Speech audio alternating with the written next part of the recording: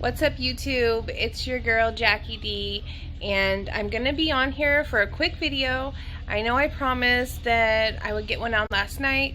I actually went to bed early. I hurt my neck again, or maybe it's just the same thing that came back. But anyway, I'm gonna do a quick video on what I feel Derek Carr brings to the team, on top of what I feel like Julio Jones could possibly bring to the team. I also wanted to bring my son on, but I told him until he can't be biased for the Seahawks, then I'm going to keep him off my videos until he can kind of just use his football mind, because he's super intelligent with football, but again, Seahawks everything, so I want to work on that so he can give a broader view on just football in general, whether it be the Raiders, the Seahawks, 49ers, Broncos, whatever situation we decide to talk about. So let's get into it, and I want to discuss how I feel about Derek Carr. So I love Derek Carr. I feel like he's done a lot for our team in the times that we have seen so far.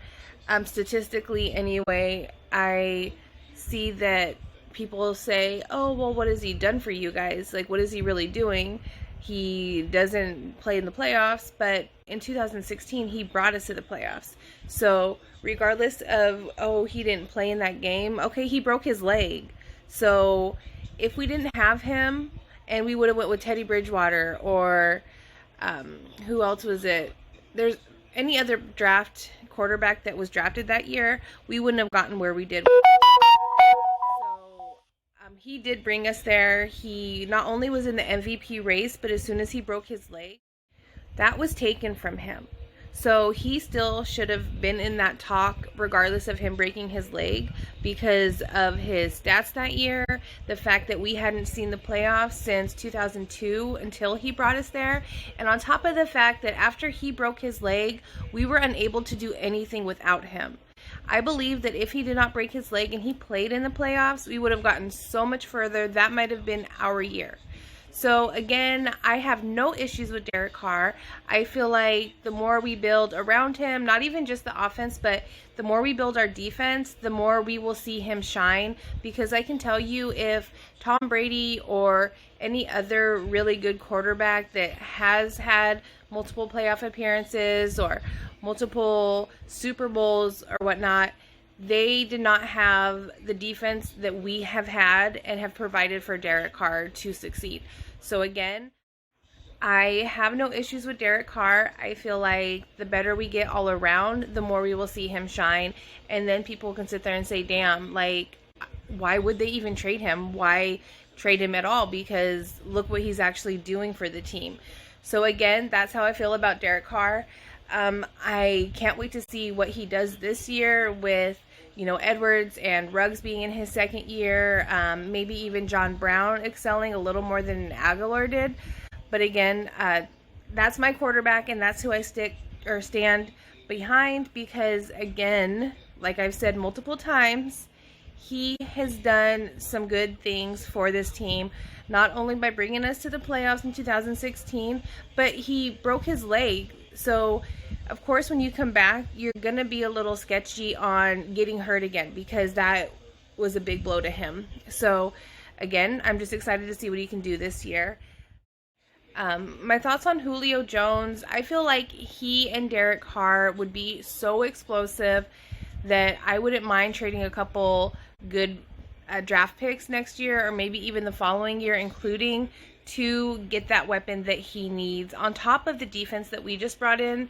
And I mean, Julio Jones can be really good, a really good veteran presence for the people that we do have there, especially like Bryan Edwards, Henry Ruggs. I feel like, yeah, people say that, oh, he was a bust, he didn't do anything last year, but other teams knew the speed that Henry Ruggs brought to the NFL, on top, like, to match up with Tyreek Hill, and they just shut him down. So he didn't have a lot of options to be open, and that had led to Darren Waller being open more, on top of Nelson Aguilar being open more, and I really feel like once he can get his footing down and drag those toes, the better success he will have as the wide receiver we drafted him to be.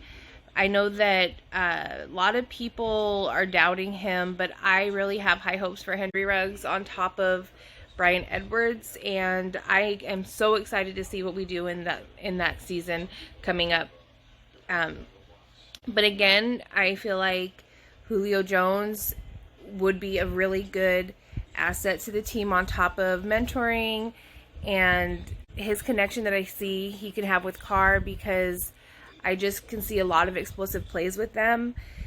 He's definitely an upgrade from Aguilar, so if we could do that with Aguilar, just imagine what we could do with Julio Jones. So again, those are my thoughts and my feelings, and once I can get a better reaction from my son and his feelings, I would love to have him on to pick his brain and see how he really feels about the moves that we made. The record prediction that I'm going to make is going to still be 11-6. I feel like 2 of those L's will come from division games. I feel like we're going to be 4-2 within the division. 1 loss to the Chiefs, 1 loss to the Chargers. I saw that there were a couple injuries, off-season injuries on the Broncos. I know that they had just cut a player because he hurt his Achilles. So that might boost our chances to sweep them. But again, I don't know. We'll have to see when that time comes. But again, I just wanted to take the time to make this video for you guys. I know I promised it. I'm just going to continue to relax. And hey, I might put another one out later today because I'm just going to be doing nothing but hanging out anyway. Maybe I'll get one with my son and just you guys can pick his brain, because like I said, he's super intelligent. My dad actually calls him the Rain Man of football, because regardless of him only being 13, he can tell you a lot of previous football history, because when he was in that reading stage where he was learning to read, a lot of the books that he would read was NFL history and Sports Illustrated. So again, I can't wait to bring him on and kind of let you guys see how intelligent he is, and I can't wait to convert him to the dark side. I know it's only a matter of time, and it will happen. He will see how far we go, if it's not this year or next year, and he will be a Raider fan. So, mark my words, my son will be a Raider fan. Regardless of when it happens, he will be a Raider fan. And I promise you that is going to happen. So again, thank you everybody who came by to watch this video. I'm sorry I didn't get it out last night, but it's out today, and I'm glad I can do this for you guys. I just want to say I love you all for your support. I think my video yesterday has gotten quite a few views. I got my subscribers, I think I'm at 133, 131, something like that. My first video just reached 400 views. So thank you guys so much for encouraging me to do this and speak my mind and actually get out there and give you my opinion. So again, 11-6, Division 4-2, sweeping the Broncos, a loss to the Chargers and the Chiefs. Maybe 5-1 if we can figure out how to get the Chiefs off their system and kind of distract them with the win. I would love that, but I'm going to shoot for 11-6, and I'm just going to head out here. And again, thank you everybody, and have a wonderful day. Have a good weekend, and just enjoy this time with family and friends.